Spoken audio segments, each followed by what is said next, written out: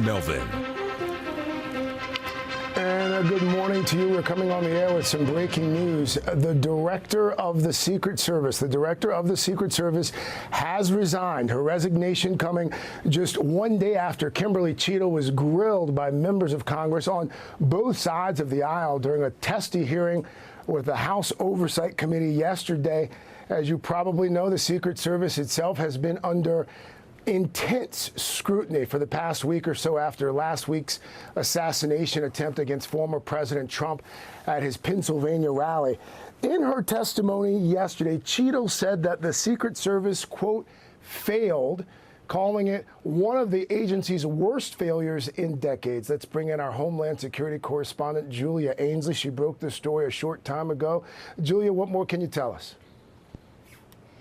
Well, this, of course, follows that grilling testimony yesterday where both sides, Republicans and Democrats, called on Cheetle to resign. The pressure has been mounting on her. They even subpoenaed her for that testimony, but she wasn't able to answer some basic questions, mainly why that roof where the shooter took his aim at former President Trump was not part of the Secret Service's perimeter, why they left that to local police, and why that roof was ultimately not secured when Trump took the stage, and why the Secret Service even let Trump take the stage that day in Pennsylvania when they knew there was a suspicious person that local police were looking for in the crowd. She wasn't able to answer a lot of those basic questions. She said it was because of the multiple investigations into that incident, including internally within DHS and the White House, also by people on the Hill. But without information, she did not come off good. It was a tough day for her. She wasn't able to answer a lot, and after the end of the day, there were multiple calls for her to resign. It was actually a surprise that it took until this point to get a resignation. But what we kept hearing from people inside the Secret Service was that she wanted to stay in that position while that investigation unfolded so that she could hold those accountable and look into exactly what planning or failures to plan led up to that massive security failure on July 13th. So this is a big reversal. She is now, we've been told she has resigned. It's unclear whether or not that means she's handed in a letter of resignation and that then needs to be approved by the president. But I'm told this is done. She has resigned and that we should be expecting an official announcement here just within the next hour or so, Craig. And Julia, there was, of course, also that issue. Reportedly, the Trump campaign had asked for additional staff leading up to that rally in Pennsylvania, but the requests were denied.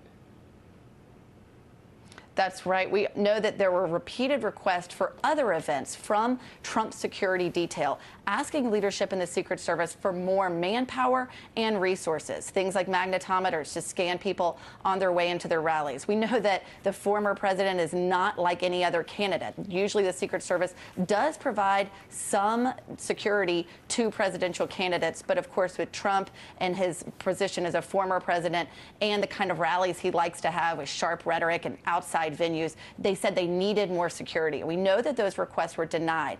I'm told by Secret Service officials it's because of resources. They simply don't have the manpower to staff as they want. But Cheetle was clear that the July 13th rally did get all of the resources they requested.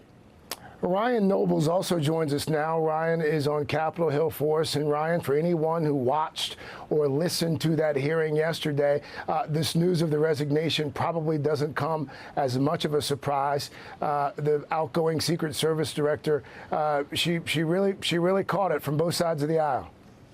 She sure did, Craig. And, the performance that she had over 4 hours in that hearing room led to both the ranking member, Jamie Raskin, and the chair of the Oversight Committee, James Comer, sending her a bipartisan letter asking her to resign, which is unbelievably rare for the Oversight Committee in particular, which is often caught up in partisanship in a major way. And I've actually just gotten a statement in the last few seconds from the Oversight Committee Chairman James Comer, who was as surprised, I can tell you members of Congress were as surprised that Julia's reporting as anyone else. They learned it from us first. They said, and in this statement, Comer says that the Oversight Committee's hearing resulted in Director Cheetle's resignation, and there will be more accountability to come. The Secret Service has a no-fail mission, yet it failed.